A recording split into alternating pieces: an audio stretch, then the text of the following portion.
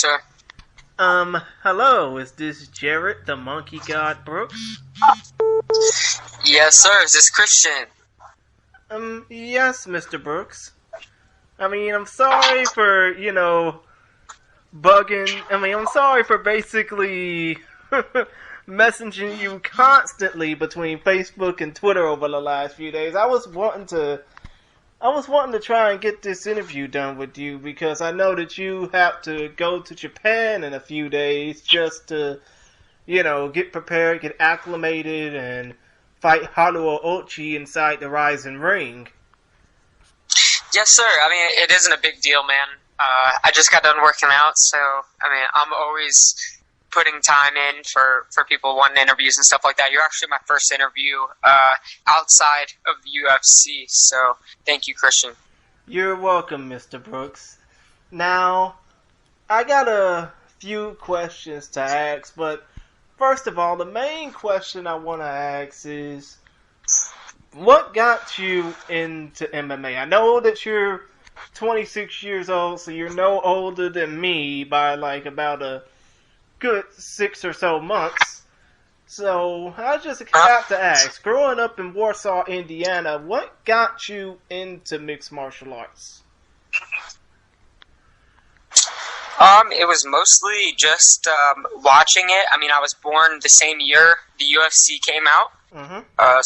And my dad, he was well known around the area as being pretty much a badass motherfucker. So he and my whole family. So my whole family, they're just known for street fighting and going around. And if you disrespected them, then pretty much you were getting a butt kicking. But yeah, I've always been around it. I've grew around it. My dad pretty much placed me. Put me around the area watching, Frank and Ken Shamrock, Boss Rudin, Kevin Random, all those guys that I started watching. And then he put me into wrestling also, which is also a mixed martial arts, and boxing also. So I guess they probably, when it comes down to boxing, we're talking about actual Golden Glove shit, or actual sparring, yeah, not tough man, right? Yeah. No, I was under Bob Ferrari. He was a 4-time Golden Glove champion. Pretty much just beat everybody around the area. He's an old cat now, but he definitely, back in his day, he definitely put a lot of people to sleep. Right. I get what you mean. And from there, you went on into wrestling? If I'm not mistaken, I bet you were probably a damn good high school wrestler, right? Yeah, man. I've been wrestling since I was 5 years old. My dad pretty much wanted me to do it. My brother is 3 years older than me, so he's always somebody that I had to climb up to try to beat him. Also, because we've always been super competitive against each other. Also, so. I can understand that, man. And when it came down to the amateur ranks, you held an amateur record of 12-0, and it was mostly fighting as a bantamweight or a flyweight. Did you really feel like those? Yeah, actually, I was. Okay. Go yeah, ahead. man. Actually, I was 28-1 as an amateur. I did a lot of unsanctioned fights. Because before Michigan and Indiana, it was a lot of unsanctioned stuff. So when I was 17, that's when the sanctioning started coming in. But I was fighting at 15 and 16 a lot. My dad was wanting to get the most experience for me when I was younger. So now it's a lot easier, Huh. In a way, I think it's kind of like one of the fighters that I previously interviewed, and Trent Geartham, who's also going to be on the RIZIN.18 card. He fought when he was a teenager as well, and it was, I bet it was kind of weird for you, being a young kid, kicking the ass of every single grown man you could find, especially in those unsanctioned fights. Yeah. It was, it really wasn't weird. It was just kind of like, it was kind of like second nature for me, because it was kind of like a fight or flight kind of deal. Because my dad pretty much just put me into it. I didn't know, that I was too young or anything like that. If I had a kid, I would be like, my kid's fighting 26-year-olds at age 15? Hell no. He's going to wait till he's 18, 19 years old. But I appreciate that from my father also by putting me in those rough conditions at such a young age. I see.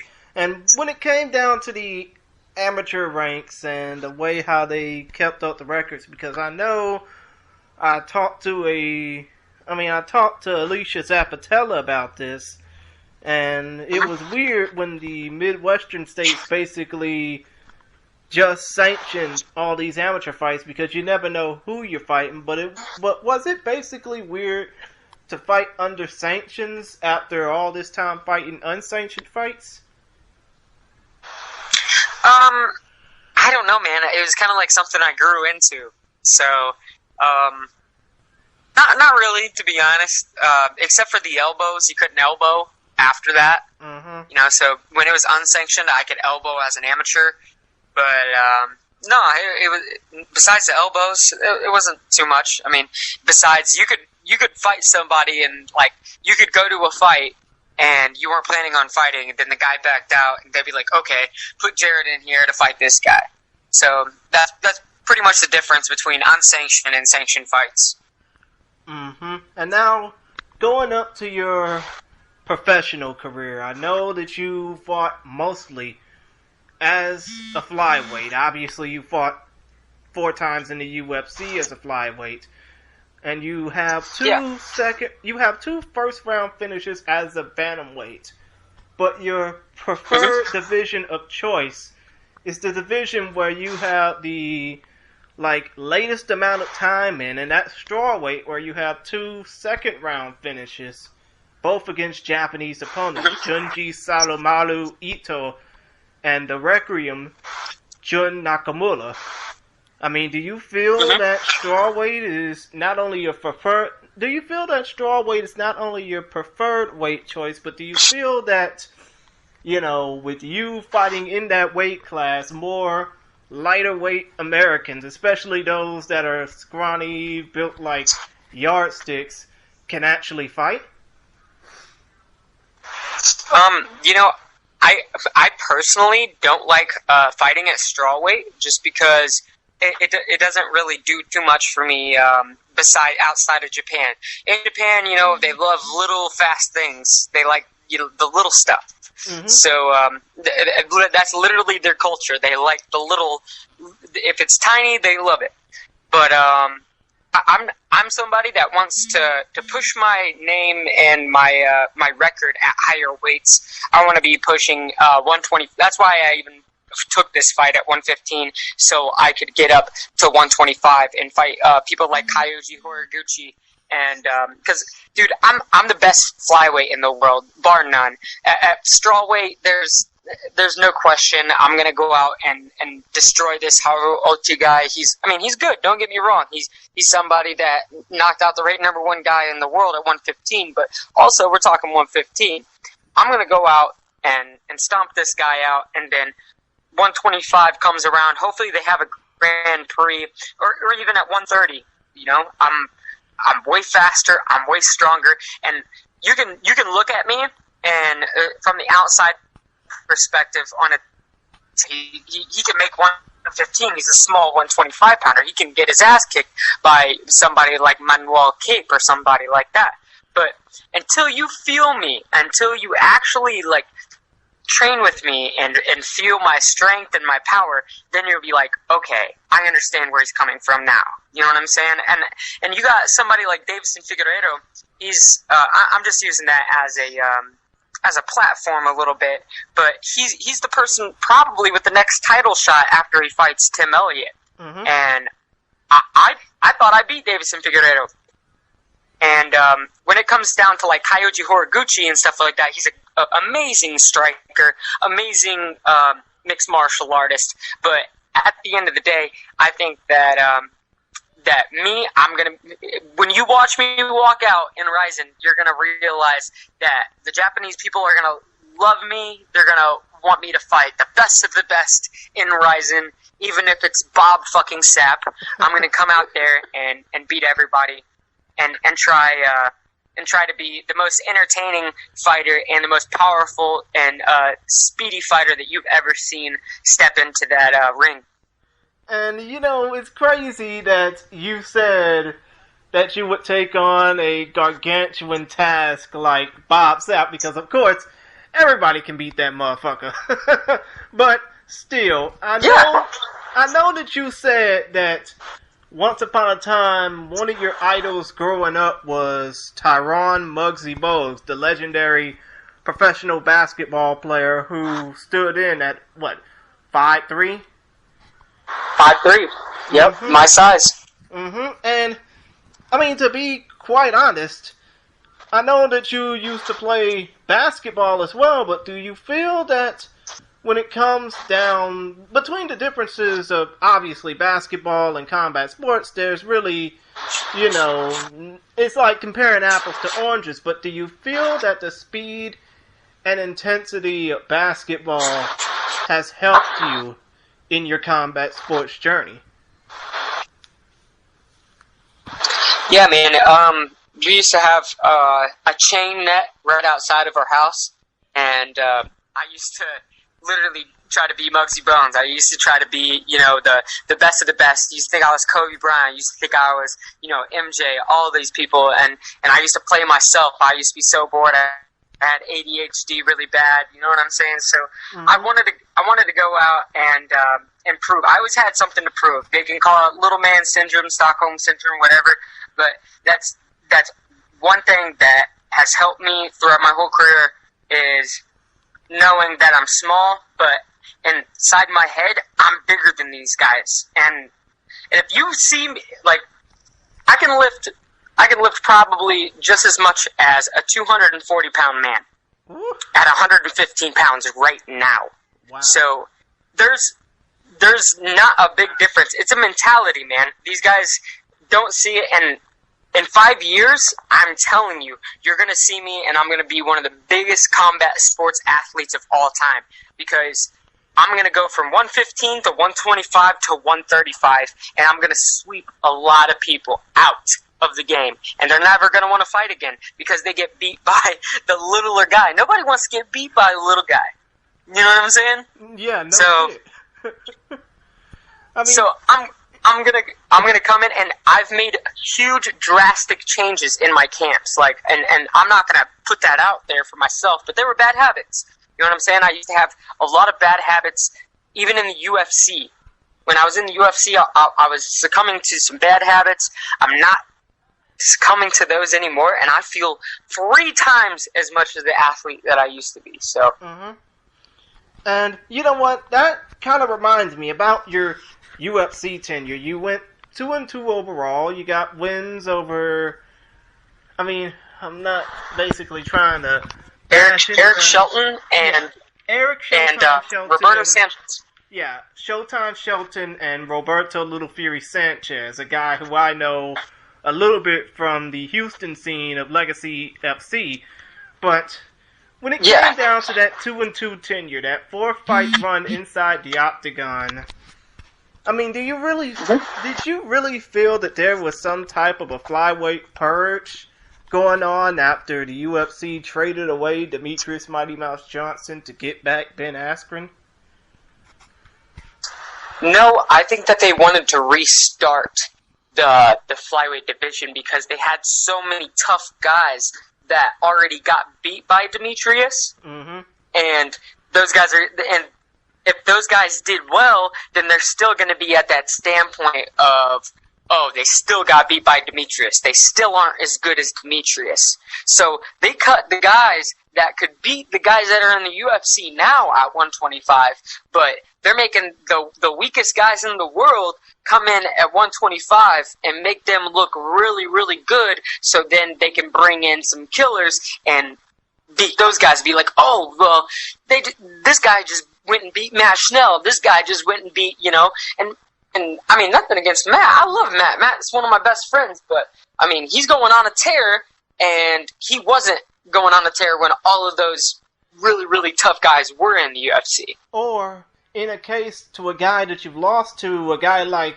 Jose Shorty Torres, who's a decorated amateur and professional, who on any given day, probably 9 times out of 10, you probably know it more than I do, but we both know that Jose Shorty Torres would kick Demetrius Mighty Mouse Johnson's ass.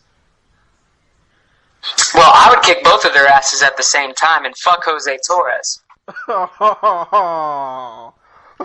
I mean, you have some bad blood with him, don't you? Well, he went out and acted like he beat my ass after I slammed myself on my head, and I beat the fucking brakes out of him right before I did that. So, yeah, I'm kind of salty that he's still putting on that persona like he's somebody, and then he gets knocked out straight after that. And no, he would not beat Demetrius. I see. I mean, to be quite honest, seeing the fact that Torres is in the Brave Combat Federation now, which is a promotion based out of Bahrain, I mean, if you two were to have a rematch, how would you fare against him?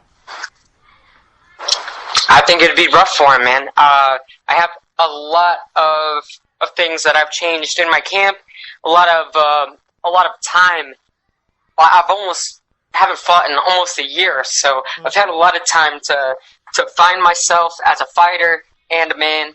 And yeah, man, I've just found that click that I need to be a champion, and I'm going to be making one of the biggest comebacks that you've ever seen a fighter make. Huh. I see. I mean, to be honest, the only guy that's in your weight classes, in the smaller weight classes, that could probably have done a better comeback was Dominick Cruz, I think it was. It was Dominick Cruz that came back off of injury. Yeah, he came off of an ACL tear. That's crazy. Yeah, I mean, to be honest, in most sports, when you get an ACL tear, and, you know, I have family members that gone through this, in most sports where you get an ACL tear, you're fucked. You're done for the entire year.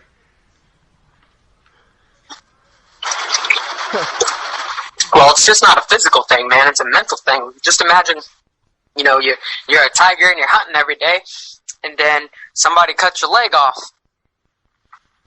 Exactly. It does not feel too good at all. I mean, but still, man, all bullshit aside, I mean, when it comes down to fighting in Japan, this will be your 3rd time fighting in the land of the Rising Sun. Your first time fighting in the Rising ring. I mean, have you prepared yourself for the Pride style rule set? The soccer kicks to the head, and knees to the head of a grounded opponent. I mean, basically 12-6 elbows if Haruo Ochi allows it. You're gonna have to see, man.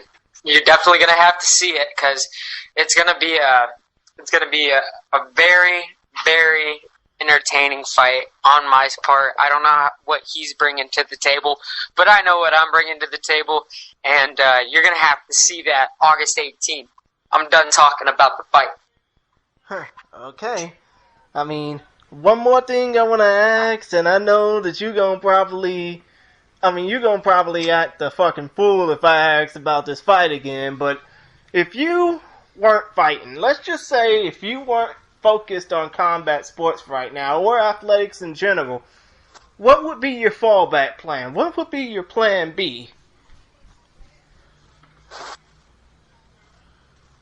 A politician. I think that I would really like to help the neighborhoods out. There's a lot of people that are in self-interest. That's all they want. And I'm somebody that could help surrounding neighborhoods by just being in committees in Congress and stuff like that. And it's really not that hard. All you have to be is a United States citizen with a decent name and some accolades, and it's all you really have to do. And well, of course, you have to have some money underneath you, but I can find some people. One of my best friends is Ryan Burton. He's a state representative in Oakland County, Michigan. So yeah, it's something that I would love to do. And besides that, probably flipping houses and stuff like that, and coaching. Yeah, I can understand that, especially fixing up abandoned houses and making them look like $1 million. Yep. And, one more thing about the fact that you mentioned the state of Michigan. I know you were originally from Warsaw. You fight out at Farmington Hills and MASH Fight Team. You're from Detroit, which is based out of Oakland County, if I'm not mistaken. I mean, you're going to be one of 6 fighters from the great state of Michigan to fight in the RIZIN ring. What is that going to feel like, knowing that folks from the Motor City and beyond are going to have to stay up until they're dog-ass tired just to watch you fight? Well, if they're real fans, they'll do it. I mean, yeah. And it's worth it. I mean, yeah, of course, because, I mean, you come from an area where you have a lot of grit and grind. They work hurt, they play hurt, and, I'm pretty sure they wouldn't mind seeing a fellow native of Detroit or a fellow resident of Detroit kick some ass overseas. Yeah, man. It's definitely a big MMA family here in Michigan, and there's a lot of support, and a lot of people deserve to be in bigger organizations around here too, man. You got people from Murcielago, you got people from SFS, you got people from Michigan Top Team. That's where I train right now. And James Lee's MASH Fight Team. I don't train out of MASH in Farmington. I train out of James Lee's MASH Fight Team, and that's in White Lake, Michigan. It's just me and him, baby. Nobody else. But yeah, Michigan is a huge MMA family, and I'm very happy to be part of it. And there's a lot of support coming through here in the 313. So if people are wanting to watch, you guys tune in. It's at 1 a.m. Eastern Standard Time on FITE Fight app, and you just look up RIZIN.18 August 18th, and yeah, I'll be the 7th fight, so I should be fighting around like 2:30 a.m. So if you guys want to come and watch, man, I'm gonna try to kick somebody's head off. And is there any way for your fans to get in contact with the Monkey God? Hey, you said it. It's _Monkey God at on Twitter and Instagram. If you guys just want to look me up as Jared Brooks on Facebook, or if you guys want to look at my fan page at Jared Brooks on Facebook, I will be more than happy to be friends with you. And if there's one thing that you can say about your fighting style that fans who only seen you from the UFC, who only seen you from your fights in Pancrase and WSOF Global, if there's one thing you can say about your fight style, what the hell can you say about it? I'm the best flyweight, strawweight in the world. And tune in and just watch me. And if you don't believe me, just watch Trinidad James, baby. I see, man. But other than that, it's been fun talking with you. It's been fun interacting with you. We basically got to shoot the shit without really shooting the shit. Yep.